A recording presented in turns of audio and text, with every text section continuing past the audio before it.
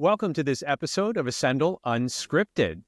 Today's theme is navigating enterprise innovation in the GenAI era. We're here to discuss how enterprises can effectively navigate the rapidly evolving tech landscape, particularly around generative AI and cloud services. We have Clint Edmonson, Director of Software Engineering at Ascendle, and we're also very happy to welcome Dario Rivera, who is a Principal Partner Solution Architect at Amazon Web Services. Gentlemen, welcome. Thank you for having us. My pleasure. So kicking things off, I want to cover the current state of enterprise innovation. Dario, I would love to start with you.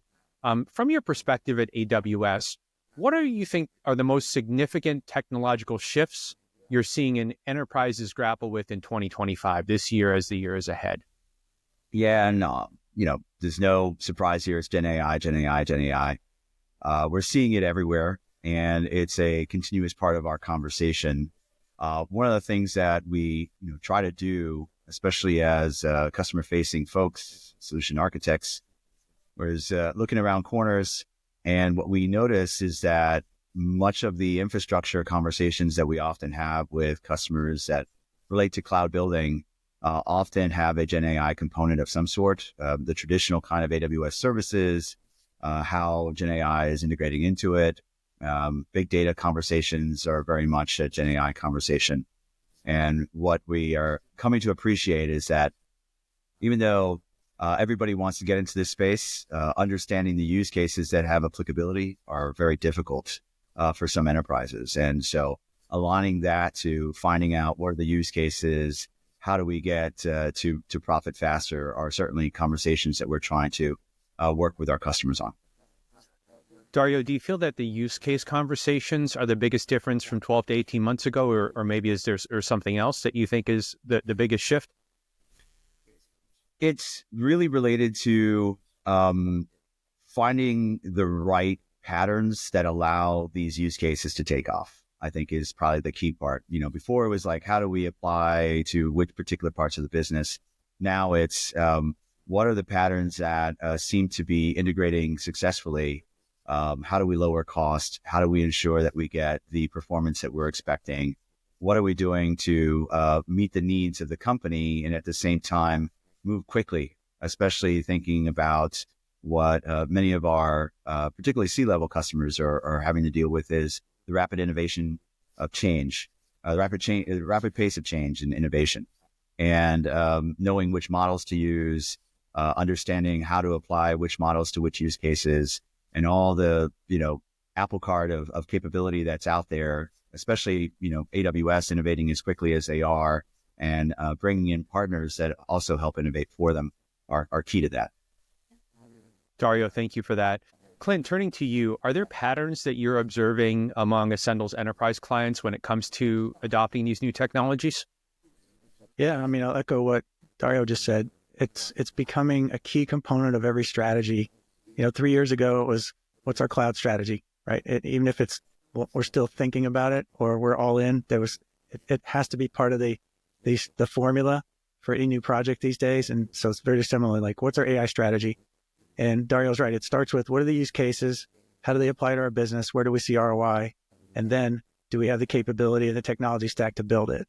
And so from there, it's just how do we layer it into the existing products or in the new products that they're going to market with? So, beyond that, the patterns kind of dependent on your technology stack, the flavor that you're working with, on Amazon. So we're working right now with AWS and we're doing things on top of SageMaker and Bedrock, which are the cornerstones of training models and leveraging generative AI to produce things. But there's about a dozen use cases that have emerged as potentially ROI returning, and those are the ones we focus on first. Going a little further into AI implementation, I think two areas were document processing and developer productivity is kind of like two key use cases for GenAI. Dario, would you possibly, or could you elaborate on these particular areas and if they're gaining traction? Yeah, for sure. I wanted to highlight real quickly, echoing Clint's comments in regards to, I recently read a Computer World article and they were talking about how in 2026, they're expecting about 80% of enterprise applications somehow using a GenAI API call, as compared to back in 2023, which was about 5%. So it goes to show you just the incredible adoption rate that GenAI is taking into the enterprise space. And, to your point, Michael, in regards to intelligent document processing is certainly something that we're seeing across the board. I work particularly in the manufacturing space.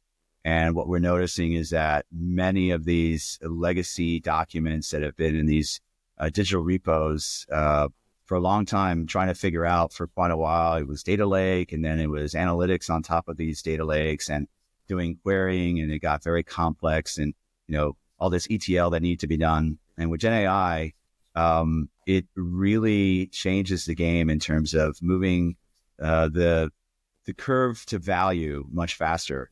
In the manufacturing space, for instance, we're seeing a lot of drawing documents that maybe 20, 25 years old, all of a sudden having new life in regards to understanding who produced them, what is sort of the supply chain impacts that they have to what these drawings are doing. How does that turn into GenAI analyzing these drawings and identifying possible inefficiencies associated to new capabilities and innovation that the manufacturer wants to apply to the existing product, and so forth and so on. Even with like blurry documents that had no value, it was just something that was around.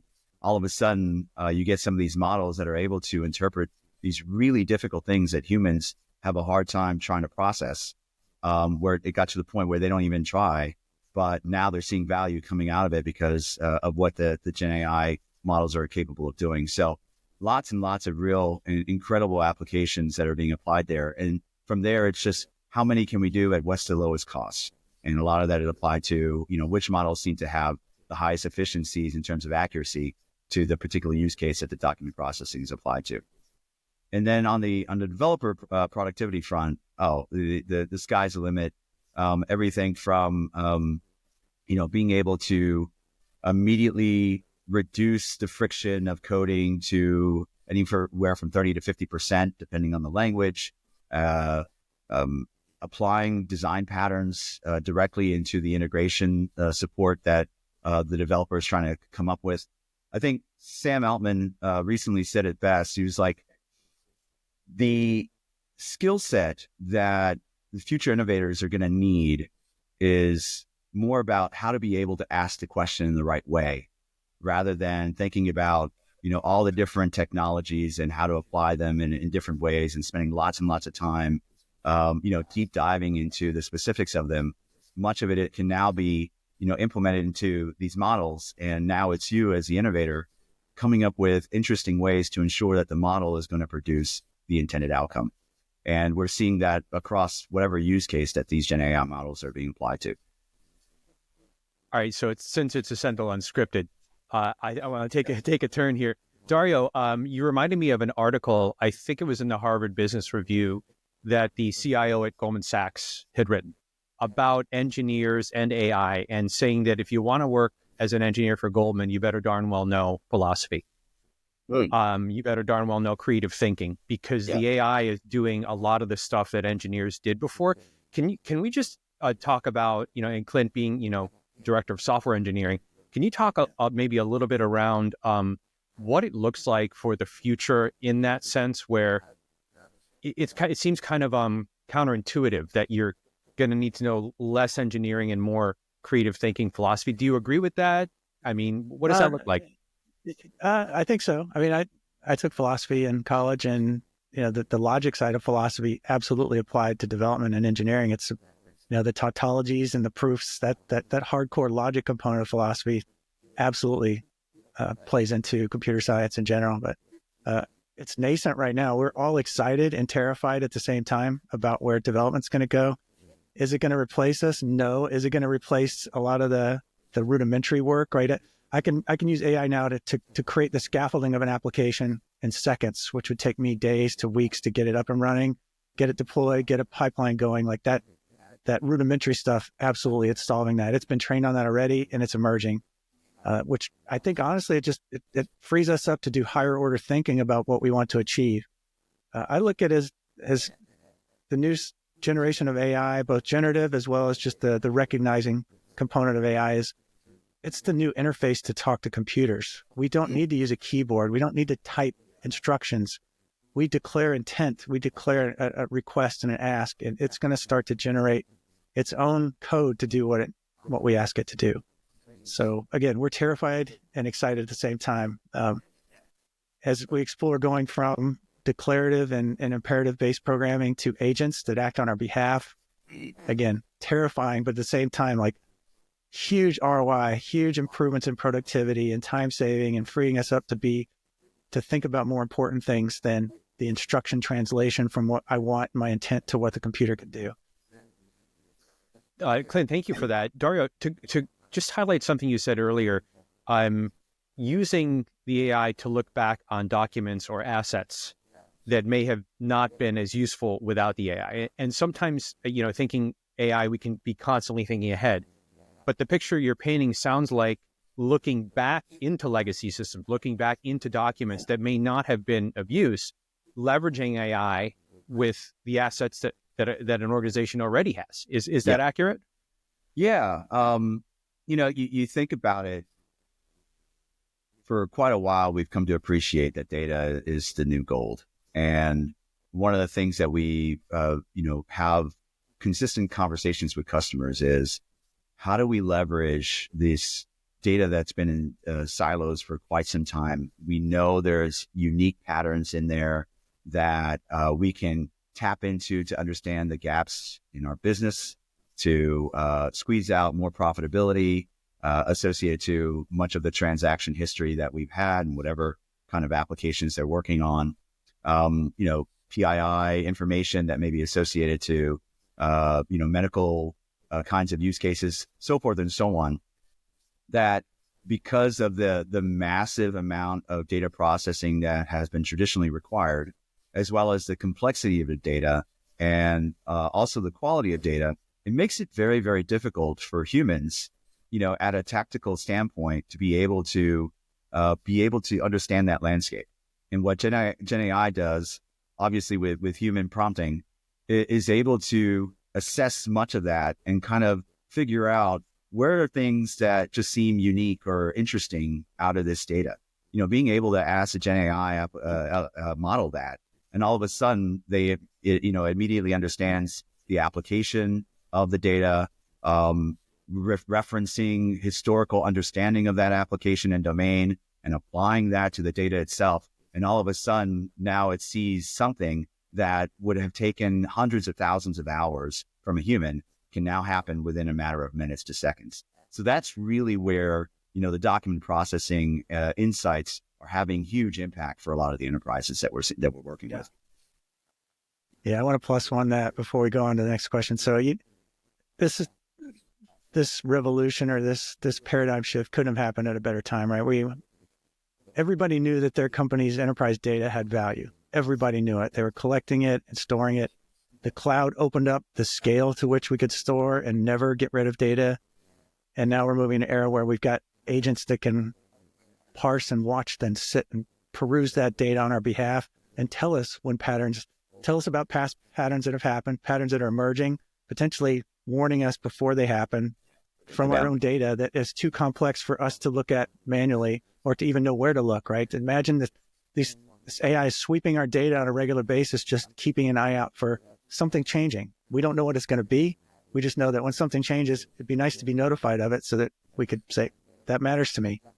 So it's really, I'm getting goosebumps. It's really exciting how we're going to be able to do this. And it's just, like I said, going from having data to enabling it in the cloud to having these agents be able to see it. And I think, was it this week or last week that AWS announced the Apache Iceberg support for their data, which is an open table format, so that we're getting to the point where the data is structured and it's in an open format that AI can interpret across data systems and across data stores, that it can, we can start to teach it how to, you don't have to worry about the format it's in. We'll have a standard for that. Start looking for patterns, start telling me when things are changing. I don't know. It's incredibly exciting. Yeah. Clint, the term that keeps coming up for me as you were speaking was, or a question, I should say, we love questions on Ascendle Unscripted. Not necessarily how can we leverage AI, but how can we augment? Because what you were laying out there, how we relate to time and processes that took X amount of time before, by X amount I mean longer, and now shorter. It sounds like there needs to be some sort of relationship adjustment, or a very large relationship adjustment to time and processes, and how these things are coming into play, because both of you have kind of laid out, like, this thing used to take this long, now it takes this long. But there are secondary and tertiary consequences to having that time. So can you maybe talk a little bit around like what that looks like for organizations and how to make that adjustment in that relationship? I have a quick answer. It's competitive advantage, right? The faster you can learn something about your own behaviors, about the market, the faster you can react to that change and potentially get a benefit from it. And thank you for that, Dario. Relationship to it, yeah. Please. Yeah, I'll kind of add to Clint's comments. It's something I've heard when this Gen AI revolution was taking off, and to a previous topic that we were talking about. Will humans be replaced by AI? No. Will humans be replaced by humans using Gen AI? Probably. In most domains, right? And the key behind this is not just alone competitive advantage, but also just a level of innovation that can be uniquely applied to, I think, the sort of the satisfaction that we kind of get out of life, knowing that we have the ability to see things that we knew were right there, but we just couldn't figure out how to tap into it. And immediately we start seeing that because all of a sudden these insights start coming back from the prompting that we do with the models. And what's interesting for me as I've seen this and I work with my colleagues is that this is becoming ubiquitous. It's becoming just a standard in the way that we operate. I was talking to a colleague yesterday and he was saying, the first thing you should always think about is how to apply this use case using Gen AI. What is the Gen AI going to be able to provide us that we're just not seeing just from an overview of a document or, an assessment, even from a team collaboration perspective around how to solve a problem. What does the Gen AI see that we're probably not seeing? And knowing that it's sort of a partner that aligns to the way that we do work, can continue to help enterprises, I think is a key enabler for their success. Dario, thank you for that. From a strategic decision-making perspective, someone who might be watching this might be asking themselves that question, or having that tension that you were talking about earlier, Clint, between being excited and terrified. Is there a way to use timing to tame that terror? Like, to find the balance between early adaptation and then waiting for technologies to mature? What would you say to them? I think, most companies that we're working with, us included, have put together a set of kind of ethical guidelines around usage of AI. And I think, and the leading platform vendors all have that too. It's part of our training with our AWS partnership work is, the ethics behind usage of AI. And from a PII perspective, from a security perspective, from just a humane, how do we treat each other perspective, and these tools, they're learning from us. So they're going to, in some ways, echo the behaviors we have. I mean, we're bordering on science fiction here, right? We're teaching a system about how we act, and it's learning all of it. But at the end of the day, like it's learning from us. Putting my philosophy hat on and my science fiction hat, I think we're going to end up training more things that are like us, right? They're going to be more and more like us, the more sophisticated they get, for all our faults and foibles and our good points. So, they may be a little bit faster than us. We'll have to worry about that, but not. Yeah, and I think all the governments are starting to put regulations in place as well as to how they're used and where they're used. So I think as long as there's a human in charge, we're in good shape. Yep. Dario, your view on adopting too early but then waiting too late. What are your thoughts around that balance? I guess it depends on where you are in the hierarchy. I've sort of been in this business for, I can't believe I'm saying this, close to 30 years now. And just in terms of seeing where the need for adoption, the speed for adoption, it's always changing. And in my perception and working with a lot of colleagues, at different levels, much of it is always about, yes, it's important to get into the deep qualities of any particular type of thing that you're going to be applying to a use case or what an enterprise is going to be doing for a production system. Absolutely critical, especially when you think about, some medical systems or high availability systems. But at the same time, keeping the pace of just awareness of what's going on in the landscape is really, really important, regardless of where you are and what level of hierarchy you need to C-level, developer, just an application user, whatever it is, so as to not be surprised when this stuff comes, because it will be continually evolving. It will continually be adapting. We're seeing the innovation curve going at parabolic scale, now. And I remember hearing about that 15, 20 years ago and thinking, we're kind of continually doing this and there's an upward trend, but now we're seeing this. And much of it is about, you have to keep the insights of what's happening in the world. I know just recently we had announcement about a $500 billion investment in GenAI innovation across a number of different enterprises who are focusing in this space. And, that's going to be an incredible enabler for what the adoption rate of some of these technologies are going to be doing for our everyday lives, much less at the enterprise level. Clint, looking ahead, kind of staying on that innovation train there. And I know nowadays it feels like we can only, whereas maybe it was like a 2 to 3 year outlook, now it feels like that outlook is getting shorter and shorter and shorter. So, how would you manage that the outlook, not being able to really plan because we don't know what things are going to look like, in a certain amount of time. Looking ahead, what should enterprise leaders be doing now to prepare their organization for the next wave of innovation? Or what can they do now? Yeah. So I'll agree with Dario as well. It's like, I spent 30 years in this business too. And I thought having to stay current and keep up and learning was hard in the 2000s. Now, 20 plus years later, I mean, that's the beauty of this field, is you never stop learning. And if you ever get tired of learning, you're done. Like, it's the stimulant that keeps us going, is there's always something new for me to try out tomorrow, which I love. And I think that's true for companies and innovation. Tomorrow we're doing kind of the state of AI here at Ascendle. And one of the things we talked about is, like, where do we set the bar for employees? Because what all of our employees are asking for is, what's the expectation of me? What do I need to be doing with AI? And so we're going to be talking about that tomorrow. But big picture, it's like, it's the new literacy. And in the old days, you needed to be proficient in Word, PowerPoint, Outlook, Excel, those tools. Like, now you need to be proficient at leveraging AI to improve the quality of your work and the productivity. So staying current is absolutely job one. This is changing rapidly. Nobody's going to be ahead of it, except for the few companies that are actually doing the pioneering work. And I have to believe, I don't have strong connections with OpenAI, but they're probably a couple years ahead of us. We just haven't released it yet. Right. And, they're holding on to it, but just embrace it. Don't be scared of it. Learn from it. It's a tool. One thing that makes us unique as humans is we build tools to do our jobs, and part of our evolution is we continue to do that. And this is just the next stage. So I love it. It's terribly exciting. Thanks, Clint. When Clint was talking about this, quote, new literacy, when Clint was talking about this new literacy, Dario, I saw you kind of nodding there in agreement. Can I ask you what might have come up for you in that moment?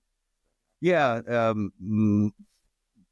lot of it goes back to, for me, and what I've seen from some of the most successful people that I work with, is keeping the curiosity in the forefront of what they do.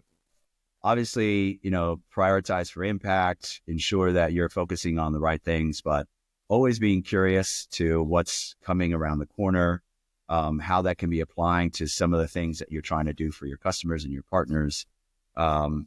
Just being able to see how to continue to have fun with some of these things always puts you in a space that is going to produce value for others. And I think that's an important thing, even at an enterprise level. And so when we think about some of the senior executives that we work, we tell them, hey, continue to beat the drum around how you want to apply Gen AI into some of your use cases, offer training courses, look at some of the, public offerings that are out there in training and what people are training on and how that can be applying to some of the resources that you're supporting. That's going to be key because you want your team to be continuously curious as you are, because if they are stagnant, if they feel that they're going to just, allow the hyperbole of Gen AI to sort of calm down and the entropy to finally stabilize, and eventually then that's when it can be applied. I don't think that's going to happen very easily, at least not in a lot of domains that we work with. We're seeing that this trough of disillusionment that often people talk about in the hype cycle is becoming less and less amount of time, because people are constantly trying to push more and more innovation because they see the possibilities of what Gen AI and, whatever the future state is, maybe it's quantum or who knows, as sort of taking this to the next level of human innovation. And we want to think about how to continually being right there in support of applying this to the value that we build within our enterprises. I think I'm seeing why, from this conversation, why the Goldman CIO wrote the article. He did. In that, what I'm hearing from both of you is that there is technology, and because technology is doing a certain thing and moving in a certain direction, it's even more important for us humans to embody curiosity, to embody flexibility. And what I heard from both of you, which is like, look, you have to stay curious. This is a human thing. This is not a mechanical, it's not a computer thing. And what's really compelling to me in this whole journey of AI is it seems like in many ways, AI is asking us to be even more human and not less human, to be even more flexible and not inflexible, to be able to stay open and say, I'm not so sure. And that balance that you were just talking about, Dario, is like, maximum impact, yes, but also, hey, I'm not so sure. Let's stay curious here. And, Clint, you were saying like, very much the same thing, staying curious, continually learning, and really, both of you gentlemen being 30 years each into a career, going, I'm having to learn more now, and I'm having to stay more open now than I did, in the early 2000s, which is really compelling, and it sounds like it could be challenging in some ways, but opportunistic and advantageous in other ways to continue to stay curious and leverage that experience you have. Yeah, AWS calls it always believe it's day one. Always see it as every day you go to work, this is the first day that you're trying to learn, whatever it is that it's going to help, build out the customer base and the value to the customers that you're serving. If you have that mindset, then curiosity is just a big part of making sure that that's going to be the success criteria that you're looking to. Yeah, we have a similar, one of our values is the better you get, the better you better get, which is a similar mindset. Yep. Love that. Right. So if I was going to ask each of you gentlemen to wrap things up, Clint, maybe we can start with you. Sure. Giving some key takeaways here in your view from this conversation, what would you like to impart?